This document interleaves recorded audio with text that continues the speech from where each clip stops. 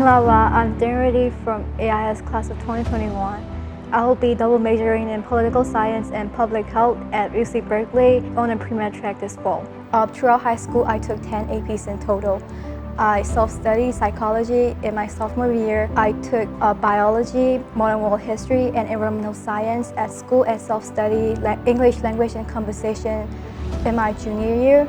And I took calculus AB, chemistry, macroeconomics, and microeconomics at school, and is self-studying English literature and conversation for my senior year this year. Trust me when I say getting a 3 on your AP test isn't the end of your life, but I do suggest you to aim for a 4 or 5. Nothing is impossible if you put in the effort to achieve it. Also, when you're choosing your AP courses, I suggest you to not overwork yourself and just choose the APs that you really like and are useful for you for your future career, because AP are really time-consuming and it does cause you frequent all-nighters and unnecessary stress. For SATs for most colleges, if you hit a 1300s, you're all set, but however, if you want to aim for a really competitive college, I suggest you to aim for a 1450 benchmark because it can get really competitive. As for subject tests, I didn't get a chance to take it, so I can't give any personal insights upon those tests for you.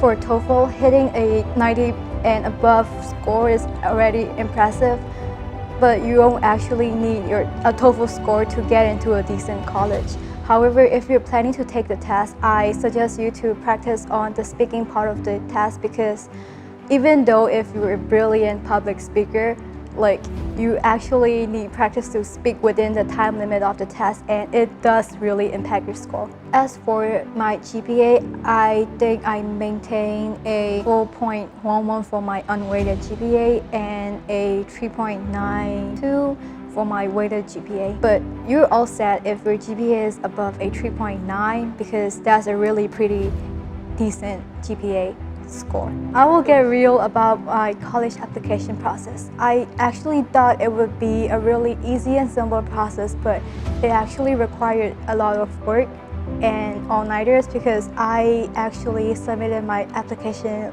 night before it's actually due. So I suggest my juniors not to procrastinate into the last minute, because it really drains out your energy, and I didn't think I did my best. However, I am happy with the whole process, and I couldn't have done it without the help of my counselors, my teachers, especially Teacher George, and the support of my friends and family. As for my college application, I used the Common app and the UC app, which are two different application websites.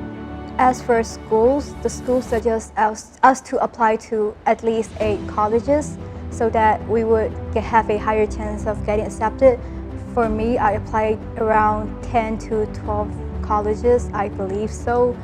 As for extracurriculars, I actually founded a nonprofit health organization called Helping Hands Myanmar with my 2 other friends, and I actually made a lot of memories from it, and it's actually the best thing that happened to me in my high school year. For Helping Hands, we actually go out weekly to orphanages to help out kids, and we have seminars and health camps at general hospitals and so on. If you want to know more about Helping Hands, you could check our Facebook page or our Instagram page. I also play varsity basketball and volleyball for my school since middle school, and I'm also involved in the school's newspaper, yearbook club, movement empowerment club, and many other more activities and clubs that I can at school, because I like to be involved and keep myself really busy. I also had internships at the General Hospital and the Children's Hospital, also at my uncle's dental clinic. I also participated in many A4D and ICCD events at school. As for my college application, I also submitted an art portfolio, because art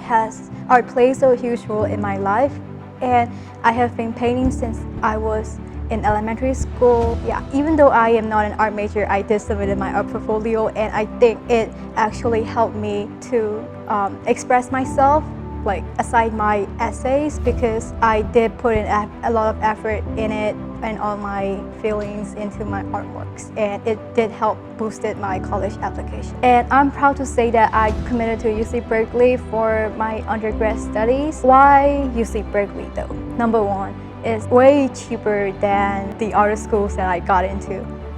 Number two, opportunities in the Bay Area. The Bay Area provide a lot of internships and job opportunities for students across California, so I think it really had a big advantage of being near there. Number three, a supportive community. I did get into some other schools and I did talk with the incoming students, but I felt like home when I talked to Berkeley students and alumni. Number four, diversity. Berkeley is honestly really diverse.